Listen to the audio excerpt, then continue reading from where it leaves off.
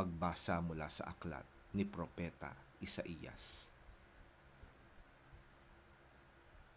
Ang Espiritu ng Panginoong Yahweh ay sumasa akin, sapagkat ako'y kanyang hinirang.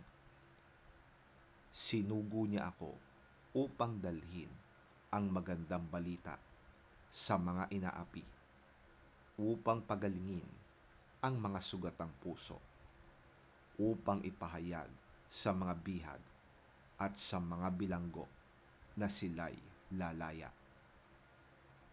Sinugo niya ako upang ipahayag na darating na ang panahon ng pagliligtas ni Yahweh.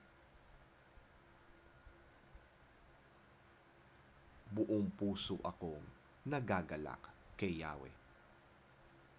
Dahil sa Diyos, ako'y magpupuri, sapagkat sinuotan niya ako ng damit ng kaligtasan at balabal ng katwiran, gaya ng lalaking ikakasal na ang palamuti sa ulo'y magagandang bulaklak, gaya ng babaeng ikakasal na nakasuot ng mga alahas.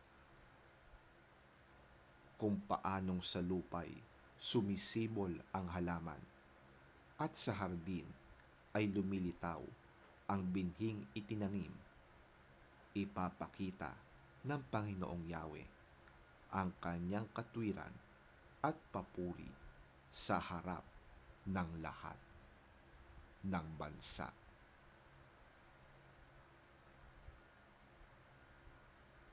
Ang salita ng Diyos. Salamat sa Diyos. Pagbasa mula sa unang sulat ni Apostol San Pablo sa mga taga-Tesalonika. Magalak kayong lagi.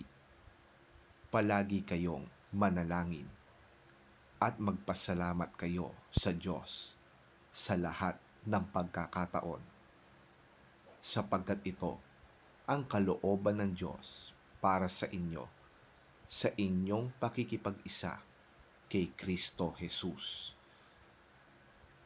Huwag na ninyong hadlangan ang Espiritu Santo. Huwag na ninyong baliwalain ang anumang pahayag mula sa Diyos. Suriin ninyo ang lahat ng bagay at gawin ang mabuti. Lumayo kayo sa lahat ng uri ng kasamaan. Naway lubusan kayong gawing banal ng Diyos na siyang nagbibigay ng kapayapaan, at naway panatilihin niyang walang kapintasan ang buo ninyong katauhan, ang espiritu, kaluluwa at katawan, hanggang sa pagparito ng ating Panginoong Hesukristo.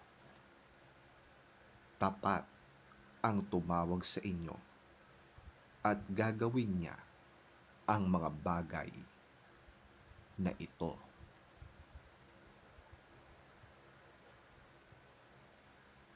Ang salita ng Diyos. Salamat sa Diyos. Ang mabuting balita ng Panginoon ayon kay San Juan. Papuri sa iyo, Panginoon. At naparito si Juan na isinugo ng Diyos upang magpatotoo sa mga tao patungkol sa ilaw, at upang ang lahat ay sumampalataya dito. Hindi siya ang ilaw, subalit naparito siya upang magpatotoo patungkol sa ilaw.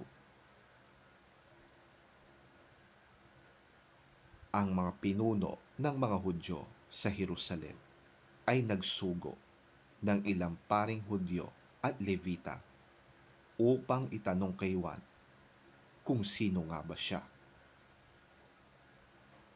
Hindi nagkaila si Juan. Sa halip ay maliwanag niyang sinabi, "Hindi ako ang Kristo." "Sino ka kung gayon?" tanong nila. "Ikaw ba si Elias?" "Hindi ako si Elias," tugon niya. "Ikaw ba ang propeta?" Sumagot siya, "Hindi rin." "Sino ka kung gayon? Sabihin mo kung sino ka, upang may masabi naman kami sa mga nagsugo sa amin. Ano ang masasabi mo tungkol sa iyong sarili?" Tanong nilang muli. Sumagot si Juan sa pamamagitan ng pangungusap mula sa aklat ni Propeta Isaías. "Ako ang tinig ng isang taong sumisigaw sa ilang. Tuwirin ninyo ang daraanan ng Panginoon." Ang mga nagtanong ay sugo ng mga Pariseo.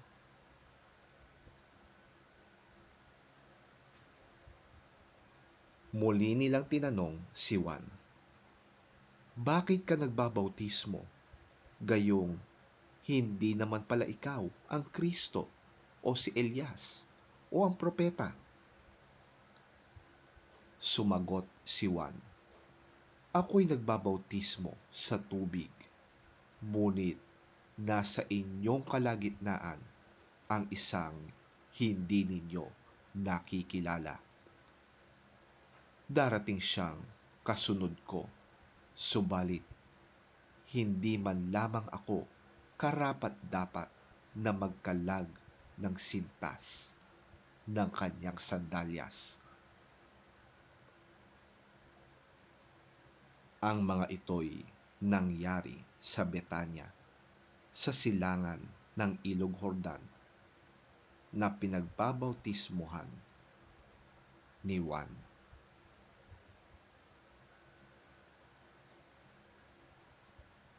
Ang mabuting balita ng ating Panginoon.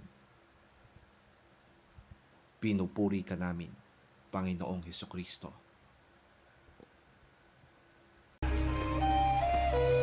God sent his messenger, a man named John, who came to tell people about the light, so that all should hear the message and believe. He himself was not the light. He came to tell about the light. The Jewish authorities in Jerusalem sent some priests and Levites to John. "Who are you?" John did not refuse to answer, but spoke out openly and clearly. I am not the Messiah. "Who are you then?" Are you Elijah? No, I'm not. "Are you the prophet?" No. Then tell us who you are. We have to take an answer back to those who sent us. What do you say about yourself? John answered by quoting the prophet Isaiah. I am the voice of someone shouting in the desert. Make a straight path for the Lord to travel!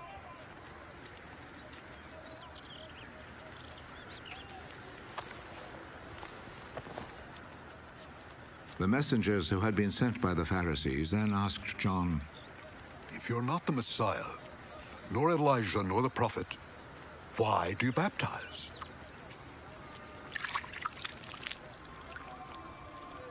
I baptize with water. But among you stands the one you do not know. He is coming after me, but I'm not good enough even to untie his sandals.